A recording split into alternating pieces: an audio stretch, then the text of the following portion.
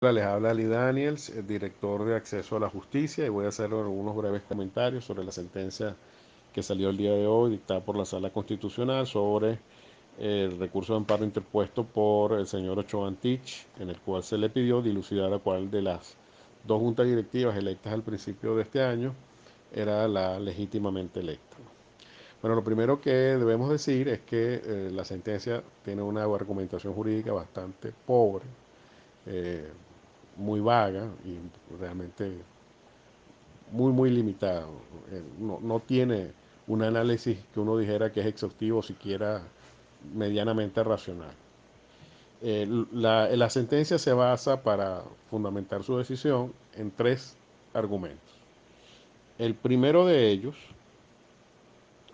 es un argumento que no tiene nada de jurídico, y eso llama la atención en una sentencia que justamente debe estar basada en la ley y en la Constitución, ¿no? El primer argumento es que se ha dado un paso importante para el funcionamiento de la Asamblea Nacional. ¿Cuál es ese paso que dice la sentencia? Que es la manifestación de voluntad de integrar una mesa de diálogo entre representantes del gobierno y representantes de la oposición. Nótese que se habla de la oposición como un todo, es decir, ¿ok? Y que esa mesa de diálogo tiene como finalidad lograr que el órgano legislativo nacional ejerza sus competencias en acatamiento de los postulados constitucionales. Entonces, este es el primer argumento. Hay una mesa de diálogo y esa mesa de diálogo tiene entre sus objetivos que la Asamblea Nacional salga del desacato. ¿Qué tiene eso que ver con el derecho constitucional o con la ley?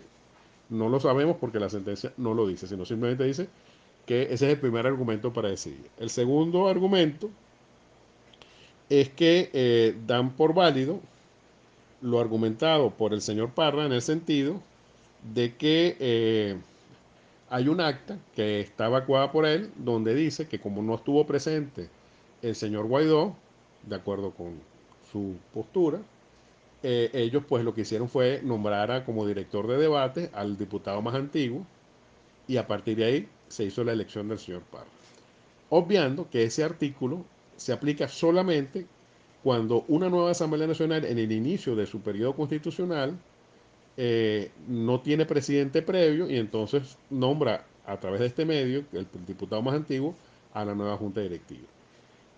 Eh, eh, con lo cual, pues este argumento, pues ya vemos, no tiene ninguna validez. Este es el primer argumento jurídico y ya vemos que se cae por su propio peso porque está hecha la norma para otro supuesto de hecho diferente y no para el que está siendo argumentado. Y por último, la sentencia señala que, como lo informara el ciudadano Luis Parra, constituye un hecho notorio comunicacional la sustracción del libro de asistencia. Y ya. Entonces, como ven, eh, además agregan ahí un tuit de el diputado Stanley González, que lo que dice es que tenían los votos, ¿ok? Y que tenían como elegir a la junta directiva. Pero ese tweet no dice nada sobre el robo. Entonces no sabemos por qué vinculan una cosa con la otra. Pero el hecho cierto es que este argumento es que es un hecho notorio comunicacional que se sustrajo la lista de asistencia.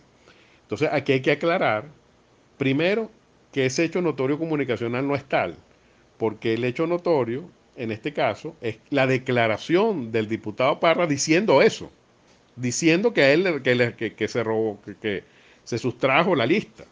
Entonces los medios lo que hicieron fue reseñar, mira, el diputado Parra dijo que se sustrajo la lista, pero eso no es prueba de que eso haya ocurrido, ¿no? O sea, si yo, es como que si alguien dijese, bueno, el cielo es, no sé, verde fosforescente, bueno, los medios dirán, el señor tal dijo que el cielo es verde fosforescente. Ahora, ¿eso es verdad? No, obviamente no lo va a hacer. Entonces, una cosa, una información no tiene nada que ver con que los hechos que se digan en la información sean ciertos, ¿ok? Y en segundo lugar, porque adicionalmente hay noticias de ese mismo día de diputados que dicen que no es cierto que hubo, ni que hubo tal listado, ni que se hubiese robado. Entonces, como ven, el hecho notorio que implica que es que todos los medios estén concordes en los elementos fácticos del hecho que se declara como notorio, ni siquiera hay esa uniformidad, porque como sabemos, hay medios que describieron los hechos ese día de manera muy diferente, ¿no? Entonces, no puede alegarse que hay hecho notorio cuando diversos medios narran los mismos hechos de diversas maneras o narran otros hechos, ¿ok?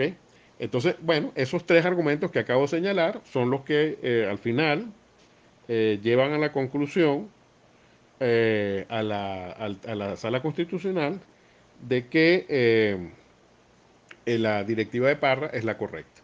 Y al efecto, dicen que se observa el avance en el perfeccionamiento de las condiciones coherentes, objetivas y constitucionales necesarias para el funcionamiento legítimo de la Asamblea Nacional, lo cual es acorde con el derecho a la participación a la que alude el artículo 62 constitucional, el cumplimiento del procedimiento establecido en el texto fundamental y en la normativa sublegal para el nombramiento de la nueva Junta Directiva de la misma, por lo que esta máxima instancia de la jurisdicción constitucional declara válida la Junta Directiva de la Asamblea Nacional. Y ahí terminó la decisión.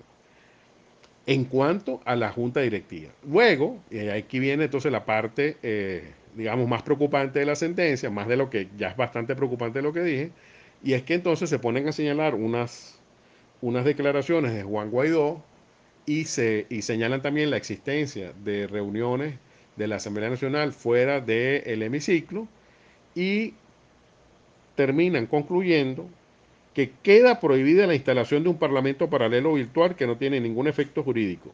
Y toda persona pública, privada o institución que presta o ceda espacio para ello será considerada en desacato. Entonces, esto es muy preocupante porque recordemos, como dije al principio, que esto era un amparo.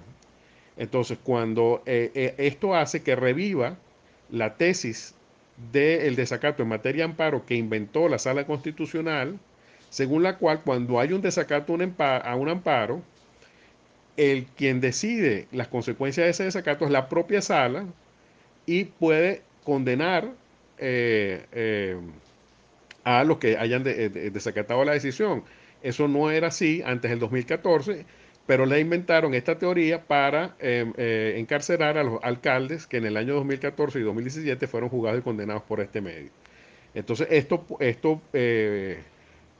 tiene el potencial de que cualquiera que diga mañana yo formo parte de la Asamblea y no sea la Asamblea presidida por Parra, pueda ser llamado ante el Tribunal Supremo, ante la Sala Constitucional y condenado en el mismo acto como se condenó a los alcaldes en su momento. Entonces, como ven, no solamente se dijo que la Junta Directiva de Parra era la que era la legítima, sino que además ya se está amenazando a Guaidó con que si desacata esta decisión, pues va a ser detenido.